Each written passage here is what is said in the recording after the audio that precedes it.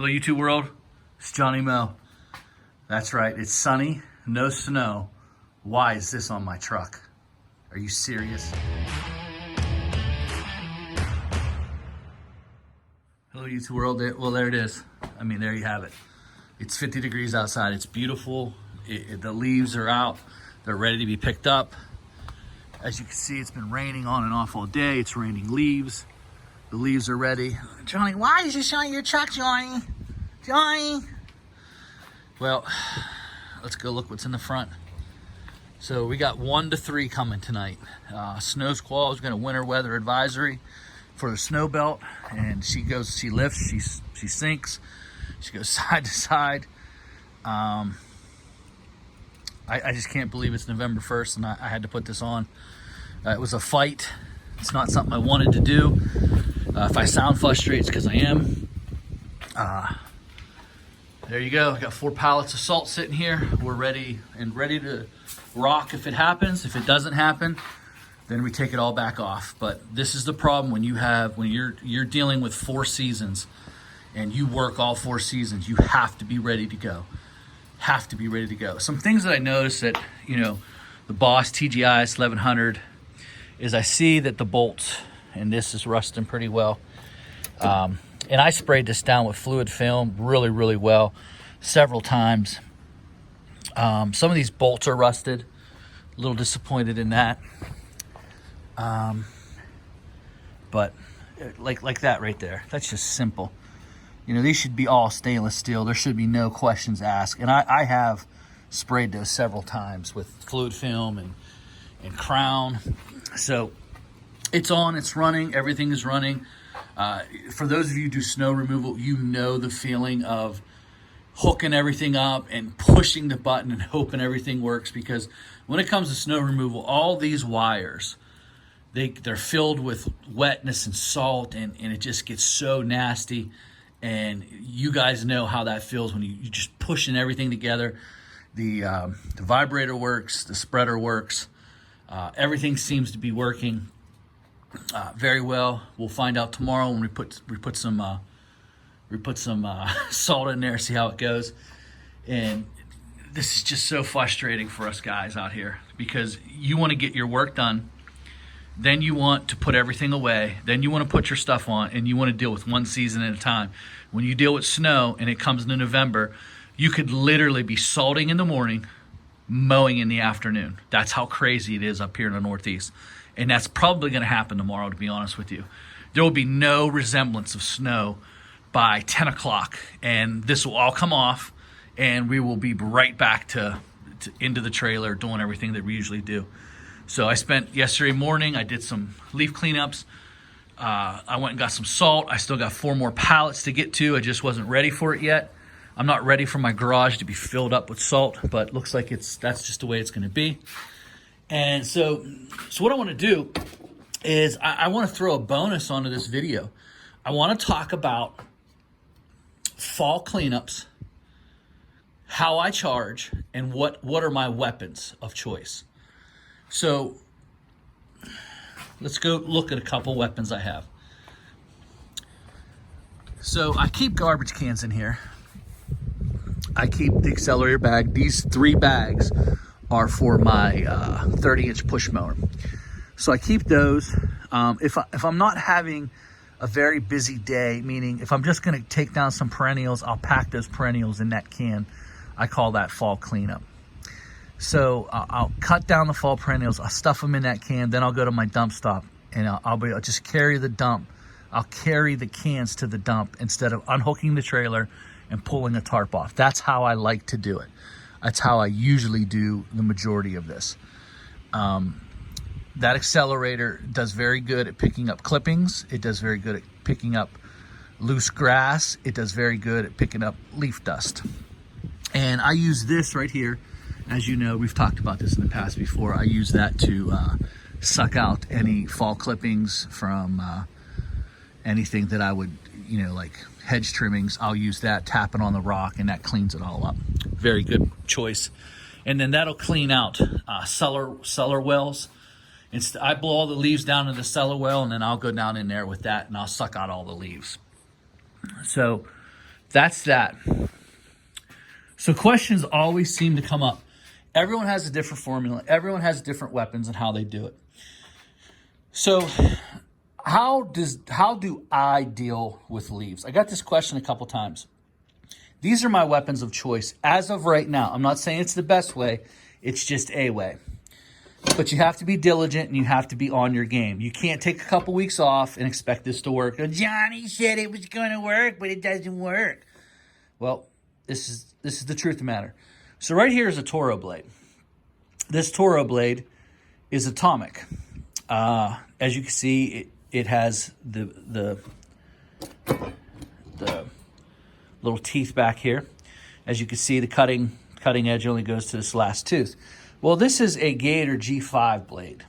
I've used both of these blades, and I'm going to tell you, this does a very good job of mulching up leaves, a very poor job of cutting grass. You will be frustrated using these blades cutting grass. This does an excellent job of cutting up leaves and also cutting grass. You can get by using these blades cutting grass. It's not something I would use in the spring, but it is something you can use here in the fall while you're cutting up leaves and cutting grass. When the appearance of grass, to be honest with you, late October, early November, no one's looking for striped lawn, looking like, oh, it's so beautiful, my lawn's so striped. They're in the house now. The patio furniture is put away. The pools are tightened up. They're ready to stop paying that bill. Get my leaves done. See you next year. Have a great Christmas.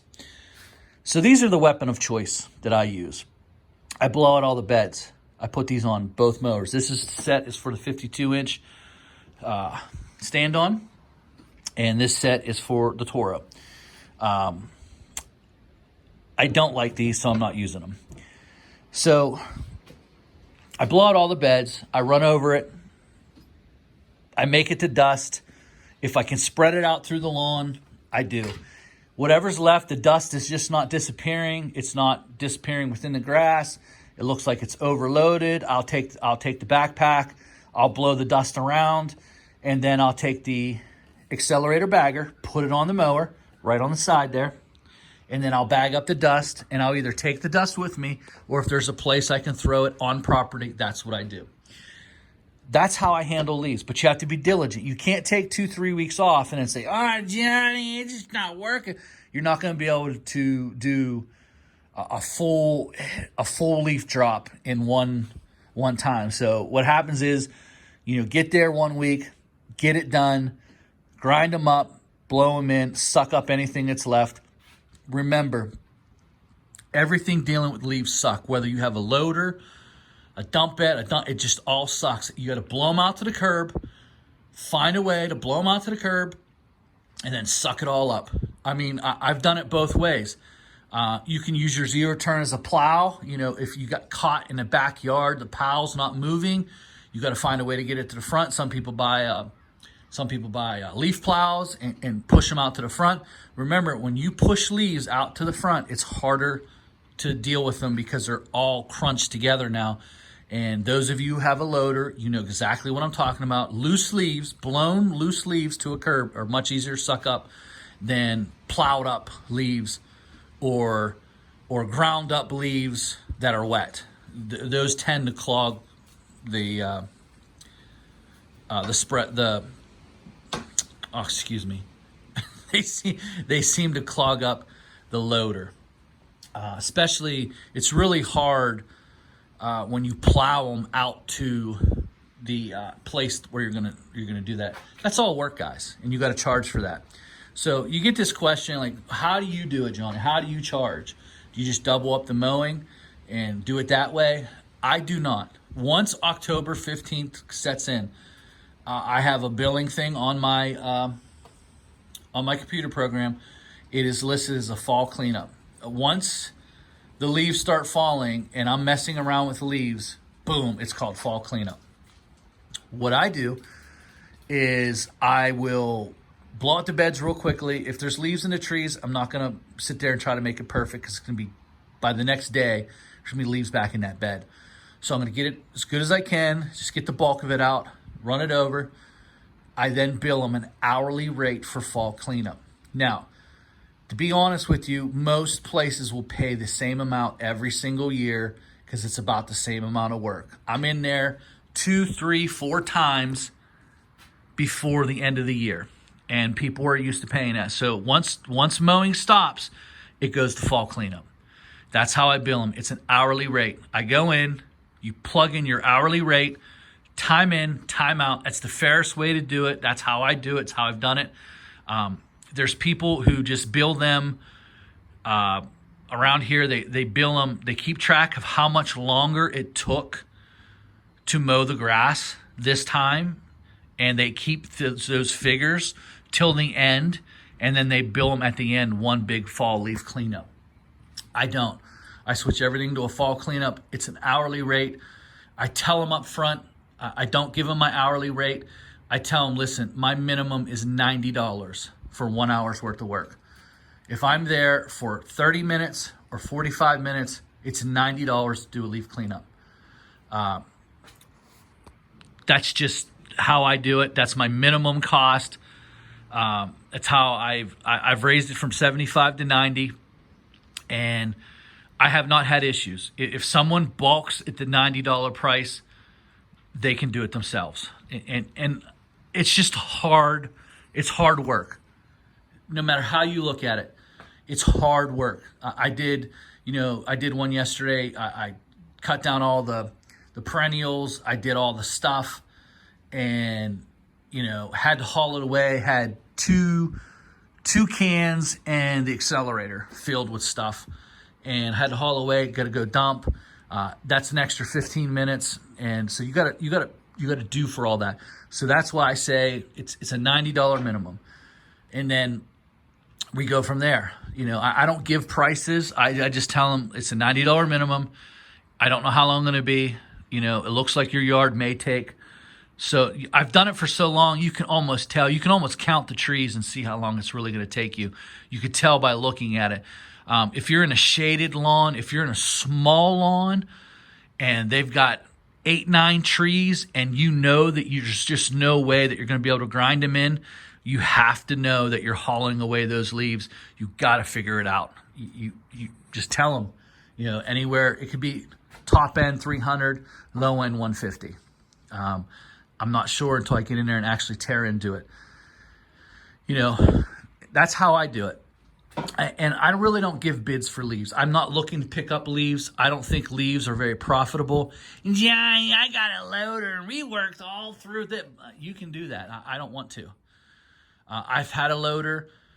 It's all hard work. The later it gets, the harder it is. Leaves freeze. They get really wet. They're hard to move. The loader doesn't want to suck them. I still have my loader. I can pull the loader out right now. But it's just one of those things where a loader minimum, so you'll pay around between $3,000 and $5,000 for a decent size. I'm not talking about the 37 EFI and the monsters, the trailers. You have your dump bed. You have a dump bed insert, probably $4,000 or $5,000 for a decent dump bed insert. Obviously, you can use your dump bed insert for different things. But the loader, it is what it is. It's going to go on for 3-4 weeks, 5 weeks tops, and then it's going to come off. I usually used to stick mine on 3rd week in October and take it off around Thanksgiving. That's how I always did it. So you're talking four weeks for $4,000. Can you make that money? You can, but you're already booked out with the customers that you have. And then you're going to book out even more. You're just not going to have enough time. It gets dark at 5 o'clock. Those are my issues with it. So now you have $4,000 in a loader, $3,000 to $4,000, and you have another $3,000 to $4,000 in a dump bed, and then you got dump bed fees. You got dumping fees. You have all of those things. So, guys, that's how I do it. I'm not saying it's the right way. I've done them every way that you could possibly do them. I did like my loader. I may go back to having a loader, but there's advantages and disadvantages. So that's how I do it. Let me know how you do it in the comment section. Guys, if you enjoy these videos, give me a thumbs up. If you haven't subscribed, subscribe. We're trying to put out real good quality content, real life, help your business with real life reviews of the products that we use. Talk to you soon.